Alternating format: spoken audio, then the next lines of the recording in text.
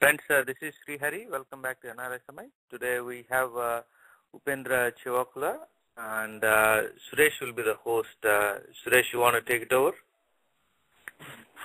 Thank you, Sri. Sir, Mr. Upendra Chivukula Garu, first of all, thank you very much for taking time out of your busy campaigning schedule to be on our show today. Thank you, Suresh. Thank you, sir. Sir, so just for the sake of our listeners, Mr. Upendra Chivukula is the first Indian American to be elected to the New Jersey General Assembly and only the fourth Indian American to be elected to any state office. So, sir, congratulations on this incredible achievement. Thank you very much. And we'd like to see more Indian Americans elected to various offices around the country. Yes, hopefully, sir. You might be the trendsetter, and maybe this will trigger. Before you there were 3 more, and this trend keeps on going. Hopefully. Yeah. No, after me there were several people. Yeah, that's good. Right. So, sir, before I jump into the campaign and the issues and the changes you're fighting for, as part of the District 7 you're contesting from. Why and when did you realize that you had this political aspirations and ambitions? And the reason why I'm asking is, most of the listeners, also are involved quite a bit, if not with the American politics, definitely with the Indian politics. So, when did you realize that this was your path that you had to go on? Suresh, I migrated to United States in 1974, and in the 1980s, the Indian American population was gradually increasing, but it was not of substantial numbers. And there were several issues that are affecting us, whether it is small business issues, whether it's immigration issues, or Ivy League school admission issues. There were a number of issues. And so we wanted to become active, and I was part of the Indian American Forum for Political Education, where they had a New Jersey chapter, and I was the secretary of the New Jersey chapter, writing various position papers and submitting some of our issues of concern to the community, to the various federal legislators, congressmen and senators. And that's how I got involved, and then we realized that in order to get a voice in the political system, we need to have more people registered to vote, and they needed to participate in the elections. Unless we do that, unless we exercise our voting power, we are going to be not given that much attention. And that's how I got started in the mid-1980s. And also at that time, there was, towards the end of 1980s, there was a gang called Dot Busters who were involved they were attacking some Indian physicians up in Jersey City area. And we wanted to seek justice and worked very hard with the state legislators to come up with the first bias crimes legislation in New Jersey. That was the landmark legislation for the entire nation. I see. So this was the mid 90s and late late 1980s. Yeah, and then in the 1990s I started doing the voter registration and actually participating in various elections, in whether it's presidential elections and local, county and statewide elections. I was participating and urging Indian American community to participate. I see. So were you a citizen by then, sir? Were you a citizen? Yeah, I was a citizen. I was citizen in the early 1980. I was a citizen. Yeah. I see. Well, quickly touching base upon the landmark legislation that you just happened to mention, can you go over a little bit more? Because I'm sure a lot of our listeners and even myself, I'm not really aware of the Dot Busters and what kind of, why you had to fight for this legislation and have a stance taken against any bias crimes. Oh, well, there is the law of the land is protection of civil rights, and any kind of discrimination or bias based on national origin, accent, or religious or gender and sexual orientation, all those things. When a crime is committed, when the police usually, any kind of assault, any kind of attack that is not just recorded as like anything else. And per this law, police report has to include whether it is based on some kind of a bias, based on gender, based on national origin or ethnicity and all that. They have to capture that data. And once you have that, the penalties are much severe because of civil rights protection. And that was done. Actually, the law was signed in early 1990s. It was signed into law, and what it did, it provided any kind of bias incident. And because what happens is that every immigrant community goes through this process. There was many years ago was Italian, and then they had the Irish and Jewish and various immigrants to this country have gone through different levels of discrimination, and we want to make sure that that is protected under the civil rights.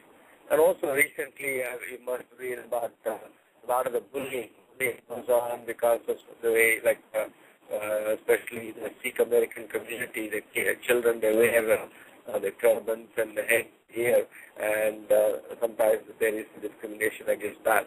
So basically trying to educate people and try to sensitize them so that they to accept the differences. And American means comes in various flavors, various countries of origin, various ethnicities, and speaking various different languages, and some of them could have accents, and so all those things have to be factored in, and that's what that legislation did. I see. Very interesting, sir. So, if I'm not mistaken, so your entire the journey started because of the fact that you are an immigrant and you are seeing issues related to the immigration population, the community, and you wanted to raise the presence of the immigration population in the politics, in the state politics or the district level politics, so that their voices are heard and they get equal representation. Right. So, I think, unlike the other minority communities, the Indian American Community Association, they are spread out, and we don't have the critical mass in any one particular area, and trying to bring that kind of awareness to elected officials at various levels of government will serve us much better. Right. So till early 90s, you're still not you're not part of any office at that time, right? You are creating awareness. You're getting the voters to register. You're working outside of any taking up any offices, but yet you're contributing significantly. So when did you actually get elected for any sort of office? At the in 1992, I joined the Democratic Party as one of the party activists, party workers, and in 1993 I became the chairman of the Democratic Party in Franklin Township, Somerset County, and I had a initiative and referendum. I ran that program, and then in 1995 I was a campaign manager for candidates for the local council, and in 1997 was the first time I ran for political office at the local level in Franklin Township, and in 1997 November I got elected to the town council. I see. Actually, if someone were to read how you made your entry into politics and how you ran for the office and reach where you are today, I think your life story pretty much lays out all the steps in a sequential order. it's very... Right. I started at the grassroots level, and I think have gone through the process. And one of the interesting things about that is that you learn. Once you learn the process, you can be quite successful by following the process. And of course, you need to have skills. You need to be able to have interpersonal skills. And you cannot just work within your own community. Right. You have to reach out to other communities and will be the bridge and try to not only understand your own community's issue, you have to understand overall issues and see how you can be a champion for all the communities. Right, right. And the fact that you are, you were an immigrant and then you took up American citizenship. Sir, did that ever come in your way in your political career or in your ambitions? No, I think America is a great country. It is not just a nation, but it's a nation of nations, because people from all around the world migrate to the United States. They go through the naturalization process, become citizens, and contribute in whether it's in the professional areas or in the business areas or scientific areas, academia. And I think lately in the political arena. And so I think there is nothing prohibiting immigrants from participating in the electoral process. And as a matter of fact, it is sought out, because if you look at the numbers, the census numbers, the projections are by 2020, 2025, this is going to be a majority nation. So all these immigrants and they are becoming majority. I see. That's an interesting statement you've made. America is a nation of nations, not just one nation alone. So, sir, coming to your campaign now, the current campaign that you're running for the Congress, how is your campaign coming along, sir? How, in terms of, the number of voters getting registered or the number of Democrats, how has the response been so far? Well, before I get to my congressional campaign, I just want to, from the local level, from getting elected as a town council in 97, became a deputy mayor, and became mayor in the year 2000, and year 2001, I ran for the state assembly, and I got elected, and subsequently I got re-elected 5 times. So I'm currently serving my 10th year in the New Jersey General Assembly, and I have served on various committees, whether it's Environment Committee, Transportation Committee, Homeland Security, different committees, and chairing the Assembly Telecommunication and Utilities Committee, and also rose to the leadership position as nominated as a Deputy Speaker. And I think it only shows that there is so much of an opportunity for our community members. If only we follow the process, we can get there. And so I was looking, after serving in the state legislature for the last 10 years, I saw this opportunity to run for U.S. Congress from the District 7, which is rather a gerrymandered district, which is a very large area of 565 square miles, and it has it's got 11% Hispanic American, 11% Asian American, 6% African American, and 72% Caucasian American population. It's also parts of 6 different counties in New Jersey, and the very affluent district, because we have 3 other richest counties are in this district. And so also it's very diverse in terms of the areas also. We have 2 counties, Somerset County and Union County. They are suburban, and there are 4, and then Essex County also suburban. And then 3 other counties are exurban, basically rural or outside of the suburban areas, like Hunterdon County, Warren County, and Morris County, different towns in there. And so being a challenger, going up against a 2-term incumbent, the challenges are that within a very short time frame, you have to raise a significant amount of money, raise on the upside of $1 million. And because you need to be able to effectively get your message across to nearly 440,000 registered voters in the district.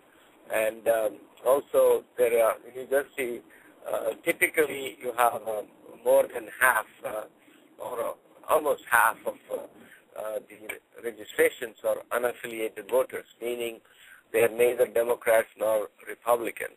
I see. And trying to persuade not only get the Democratic nomination, and you can expect the Democratic voters when they show up and they to vote for you. Of course, you have to campaign with them also, and then you have to also appeal to the unaffiliated voters based on your stance on various issues that impact them. Right. Sir, I'm going to take a little diversion here. We have a question online, sir. Srihari from LA wants to know, what can Indian politics learn from America or vice versa? Oh, what can Indian politics can learn from America?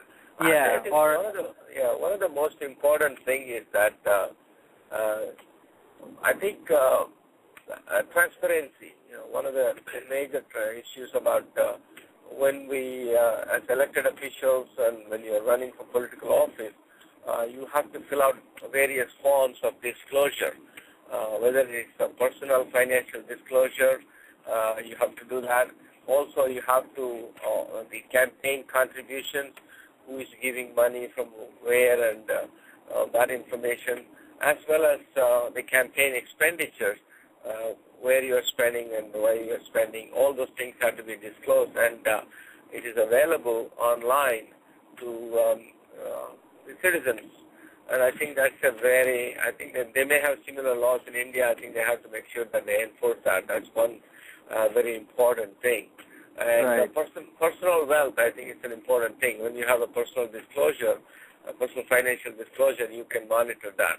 As a matter of fact, there was an article in the Washington Post today talking about how I guess the congressman, I think, if I remember correctly, about 20% of the wealthy congressmen, how well they prospered in the last few years, as opposed to the rest of America, who has been struggling in terms of people who don't have jobs or haven't gotten any job pay increases, and don't have the proper insurance coverages and all that. So I think at least you will be able to get that information about elected officials here because of the annual submission of personal financial disclosure statements.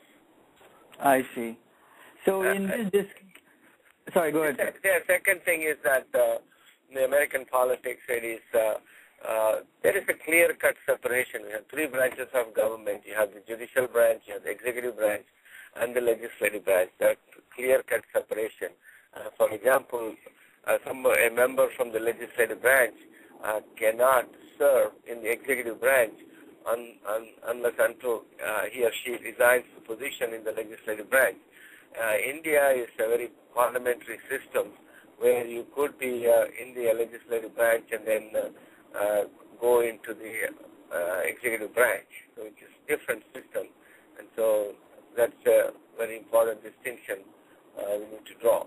And also, I think in America, basically you are dominated by two parties, whether it's the Republican Party or the Democratic Party. You have parties on the fringes, but they have not made a significant impact on the electorate. And whereas India, you have several parties, and of course, they have a lot of coalitions. Here you have to, there's no way you can make coalitions. One party wins clear-cut majority or not. So that's that's a major distinction. Right. And anything you think the American politics can learn from India? Well, I think I think what American politics can look at is that if we can, there is opportunity, but it's going to take a long time. Having only two parties, maybe you need more than two parties so that way you have a third voice. I think that's one thing that is third or fourth voice. That is one thing very effective in other countries. I think we only have two-party system here, so that's one major thing. Right. And I think there is another thing I noticed is that a lot of times, the governor's term at the state level is 4 years, and president's term at the national level is 8 years. 8-year terms, two terms, 2 4-year terms, making it 8 years. And but in India, they have what is known. So a lot of the policy making goes back and forth from who is in power, both in the Congress and the White House. In India, a lot of the things they do through planning commissions, which are bipartisan or non-partisan commissions that plan certain important policy issues for a long term. And so that is major. There tends to be some consistency and continuity in the policy making. Right.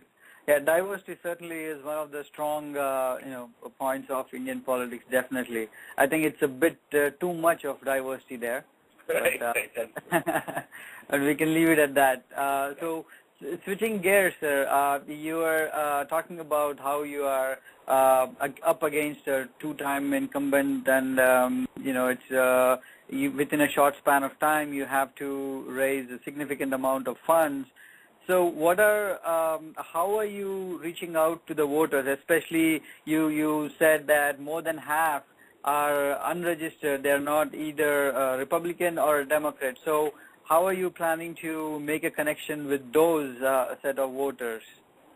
Right. I think one of the key points is that been very successful with the help of the community. Various members of the community have helped me. I have a website, chivukulaforcongress.com, chivukulaforcongress.com, where people can go online and contribute to my campaign. Also, they can volunteer to help me out. And so we have several people contributing online, anywhere from $10 to $2,500. And also people have been going online volunteering, and we have set up our campaign office. People come to our campaign office and helping us out in the ground game, meaning knocking on doors and canvassing, and also helping us with phone banking. So we provide phone lists to people so that way they can, from the convenience of their homes, they can make phone calls in reaching out to voters, and that is happening. Also, we have went on the television. We had an ad that is aired for the last few weeks, and that has reached out to a lot of people. We have done 3 mailers to both Democratic and unaffiliated households. We have done that, and going to various events, and nothing like shaking hands and looking in the asking them for their vote. And that is, I've been doing that. I've been going to the train stations and bus stops early morning from 68 to catch up with the commuting traffic. We have been doing that. Evenings we are going into various business districts and talking to the business employees and owners when available, talking to them and finding out what issues of importance to them. And so I think it is a multi-pronged approach to campaigning. And naturally we have the party support. We have party structures in various municipalities and counties, and they are teaming up with various local and county candidates.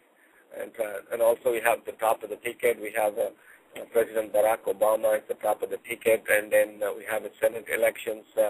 Senator Bob Menendez is running for his re-election. So, so there is campaign going on. That's from top to bottom, and we are doing the bottom up, working with the local candidates and local organizations. Right. And what are some of your campaign points? Like, are you highlighting some of the issues that are specific to District 7 alone, and campaigning, canvassing around those, or you're picking up national level issues like healthcare or your tax benefits and things like that? What has been your way of campaigning?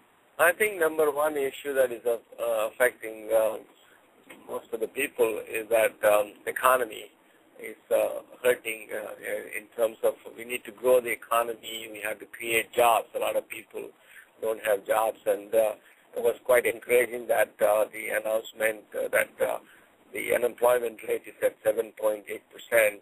But we need to look at youth unemployment, and we have to look at some of the hurdles faced by small businesses in terms of their ability to get credit to run their operations on a day-to-day basis, and also their ability to provide health care to their employees. And that's where the Affordable Health Care Act plays a key important role.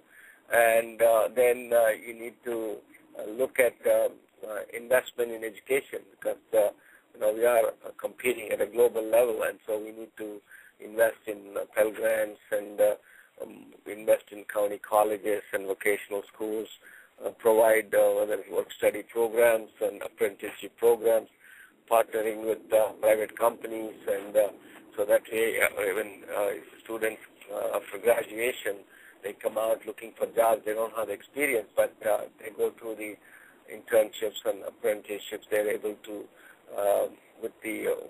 working with the government, the companies can provide jobs so that way we can cut down the unemployment among especially youth and people who are experienced.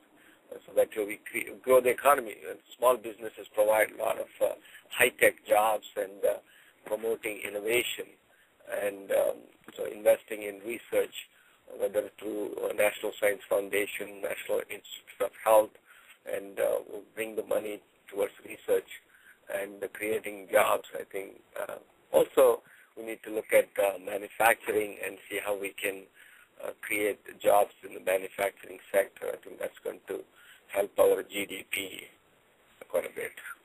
Right. So these, are these issues also related to the District 7 specifically? Are there like any issues that are only relevant for District 7, or because economy on the whole is really on the slower side of the growth? So is there anything specific to District 7 that you're taking up as part of your campaigning? No, I think in District 7, because we have a lot of, even though the median income is $109,000, we have very affluent district, there are a lot of people who are working class people, and jobs is the major thing.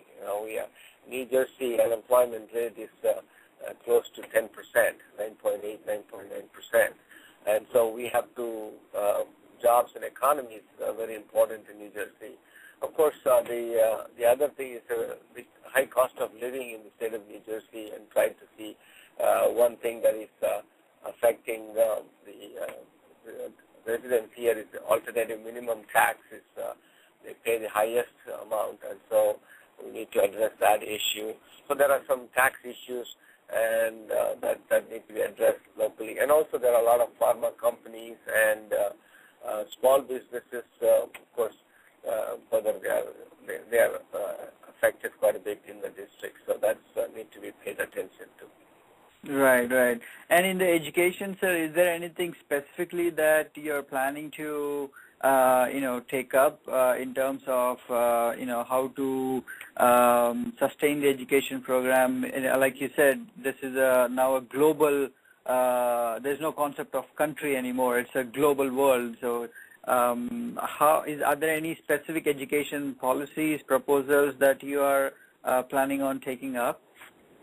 Well, I think the key is that we need to address some of the funding that, there are some mandates, requirements from the federal government to the local, the state education system, and we need to make sure that the proper funding. For example, special education has to be funded fully from the federal government because that's burdensome on the local property tax payers, and that's one area one needs to look at.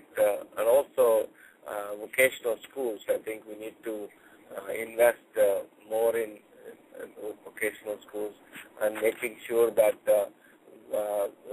STEM education, science, technology, engineering, math education, we have the training the teachers and trying to look at some standards that are available and making sure that the teachers are trained well and we are able to get the best and the brightest teachers, so that's also going to help us. So I think under the Obama administration there were several funds available under the Race to the Top program where grants were made available and to encourage such recruitment of very good teachers. I see. So just for our listeners' sake who just joined the conversation, we are talking to Mr. Upendra Chivukula, who is running for U.S. Congress this time, and the elections are going to be in November. You can visit his website, chivukulaforcongress.com, and learn more about Chivukula and his campaign. If you want to volunteer or donate, there are instructions on the website. Moving on, sir, you mentioned that back in, early 90s or in late 80s as well, you were working to get the voters registered. Just in terms of looking at the numbers as of today, do you see any, like if I were to ask you, do you see more youngsters getting registered for elections? Has that changed, or how has it been back in 80s, and how do you think it's now? No, I think 2008 was a phenomenal year for young voters, and so many new registrations that took place in 2008. There was tremendous excitement for presidential candidate Barack Obama in 2008, and so a lot of young people came out and registered.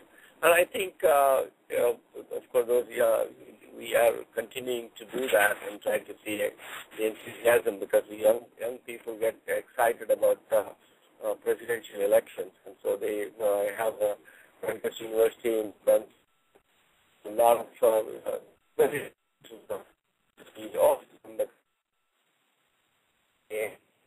but a lot of young people. Sir, your voice is breaking. We have my staff. We go to local community college, and between the Tuesdays and Thursdays and the lunchtime, that is national. Sir, your voice is a bit breaking. No, I said that is continuing at various levels, yeah. I see.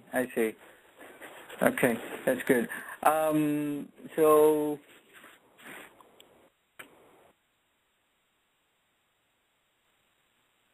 Hello? Yeah, I'm here. Oh, okay, all right. So moving on, sir. So you also mentioned that you are on various committees and you are the chairperson, which included, fire. You are on various boards as well. Traffic Management Committee, the Fire Prevention Board, Emergency Management, Senior Center Steering Committees, or Communications Committees. Now, how much, I'm sure all that experience is definitely adding value to your campaign in terms of, dealing with these issues head on. But how much of, what has been your contribution to, in terms of, either enforcing your thought process or ideologies or, bringing about changes in these areas that you had worked on earlier? Right, especially in the energy policy at the state level, New Jersey is, in terms of solar, we are only second to California because of the legislation I authored with the leadership's help.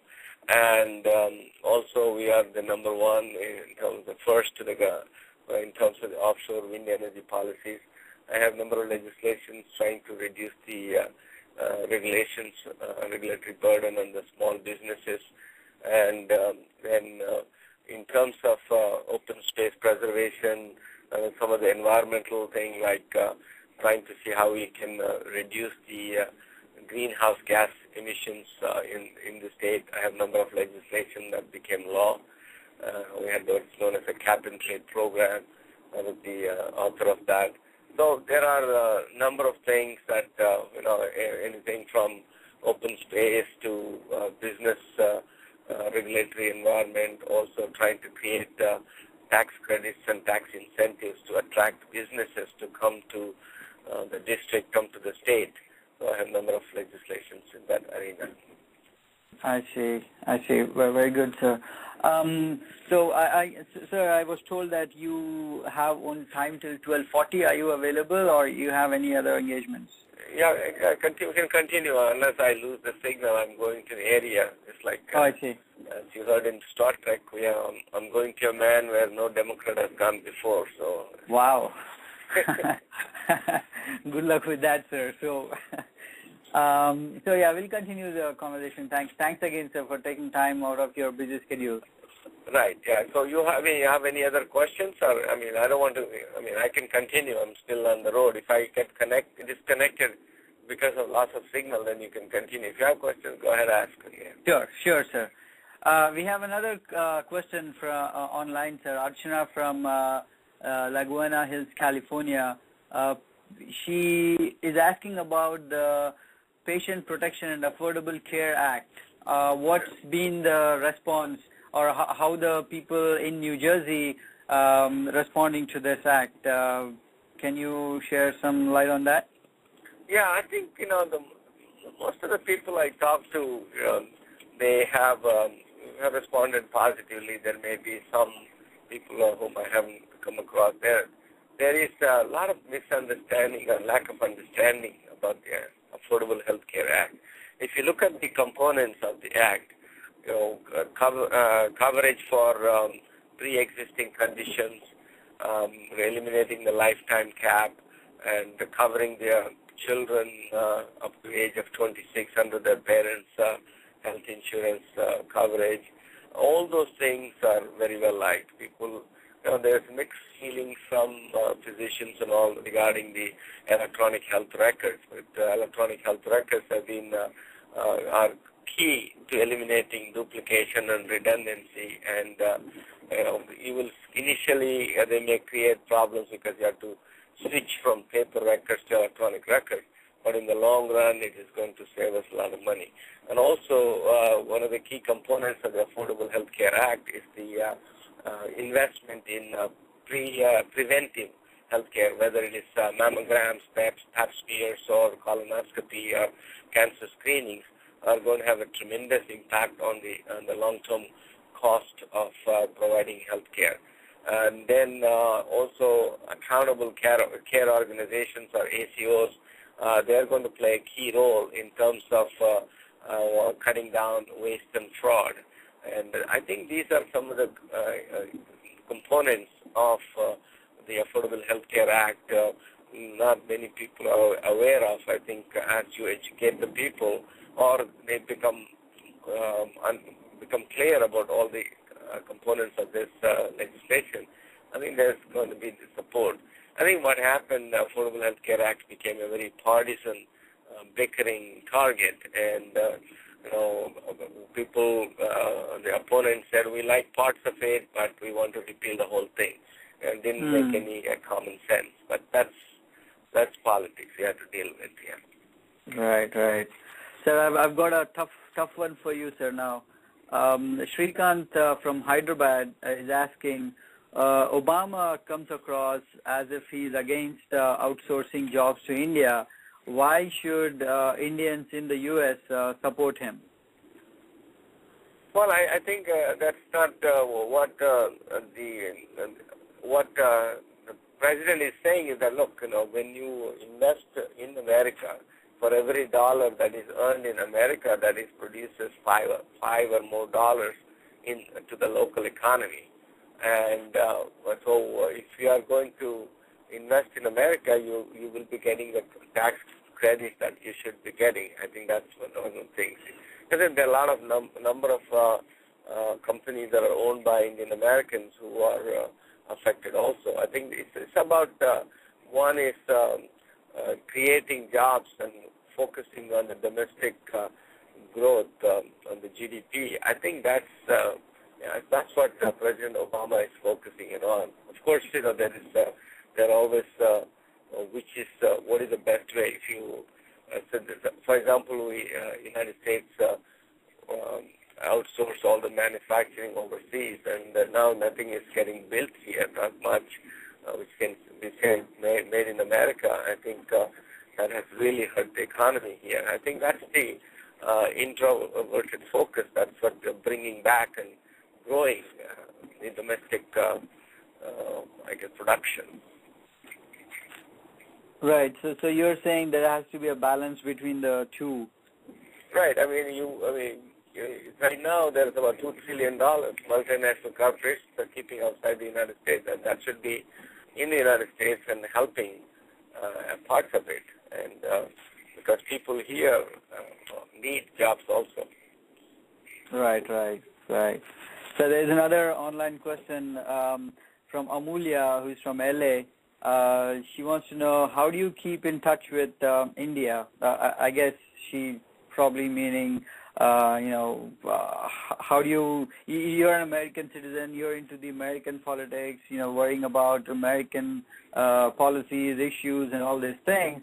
How do you still have your connection with India and the Indian obviously Indian community in the U.S., but how about back home in India?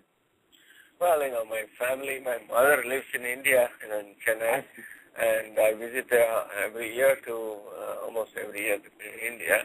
And actually, I was in India in January, and also I was the recipient of Pravasi Bharatiya Divas Award, and I do communicate with various elected officials coming from India, visiting New Jersey. Also, I have been on a delegation with the National Conference of State Legislatures to visit India. Basically, I try to be an ambassador between the two countries. Right. Of course, unpaid. Yes, absolutely. I'm not an official ambassador, but an official ambassador trying to promote that relationship, Right. So congratulations on the award. Thank you so much, I think, staying in touch, meaning, when there was an earthquake in Kutch and Bhuj and all that, or when things happen in tsunami, I was able to work with the locals and try to raise funds to support that. And whenever I visit India, I try to visit a lot of the non-profit NGO organizations. And I think, I studied in India. I'm grateful to India for giving me that education. So I think connections are there. Right. That's good. So earlier you were talking about your the energy policies that you have influenced, the solar energy or the offshore wind energy policies, or reduce the carbon emission. You seem to be, if I were to say, Upendra, go green, or, is all about environment and these things. So what's your take on the nuclear power? Nuclear power. I think the thing is, I have been, actually I have designed nuclear power operator training simulators when I was in 1978 to 1980. And I have, New Jersey gets 52% of its energy from nuclear power. And the challenge with nuclear power is that the nuclear waste, how do you, right now, you try to have on-site storage, and we have to come up with the final destination for the nuclear waste. And also, the United States has consciously decided not to recycle, unlike France, where they recycle their nuclear waste and reuse almost 90+% of the nuclear waste. And so I think we need to address that issue in terms of how do you deal with the nuclear waste. And then we had accident in 3 Mile Island, but there were no casualties as a result of nuclear energy. I think the challenges with nuclear energy is that the regulatory process is so cumbersome and so time-consuming. It takes about 12 years. The pre-approval process takes about 6 years, and we need to streamline that. And we don't have to just stick with the large designs like 640,500 megawatts of reactors. And maybe we may have to look at smaller reactors like the pebble head reactors. And so I think that needs to be looked at. And also we should have, we can reduce these, meaning streamline the regulatory process by having pre-approved designs of some of the reactors that need to be looked at. And once things were going well until Daiichi Fukushima, the tsunami resulted the problem there, and which they had lots of issues that need to be addressed. And so I think overall we need to have a balanced portfolio. Our energy policy portfolio should be a combination of natural gas and other things. And so that's my take on that. All right. Nice. So at this point, I may have to. It's 12:50, I think, Eastern time. So unless there's something else pressing, I may have to sign off. Oh, okay. So there is one last question, if I may catch you. Raghuram from Atlanta wants to know your thoughts on the H-1B fraud and the HR 3012 hold removal by Senator Grassley. Okay. I'm not immigration policy. I think what we need to look at the comprehensive immigration reform. That's what we need to look at. And I think under the current Congress, I think somehow immigration policies have taken back seat, and unfortunately, some things have happened. Some past incidents have caused some overreaction to certain things, and so we need to have some balance in the overall approach to immigration and H-1B ones, as well as the other immigration-related issues. Right. But given that you have seen both sides of the coin, would you be rather, sort of champion this cause? Yeah, definitely. That's one of the things, I could, because I come to United States as an immigrant, came as student visa, adjusted my status, so I have a first-hand understanding of the challenges that an immigrant faces. And so definitely that is one of the things I would be a spokesperson for, try to learn more. Of course, I don't claim to be an expert. Learn more about it and trying to be an advocate and champion for it. Okay? All right. Sir, thank you for your time, sir, and wish you all the best. All right, Shekhar. Thank you. Thank you, sir. Thank you very much. Right. Bye-bye. Thanks to listeners also. Bye-bye. Thank you, sir. So thank you, Upendra Chivukula garu, running for the U.S. Congress, and his website address is chivukulaforcongress.com.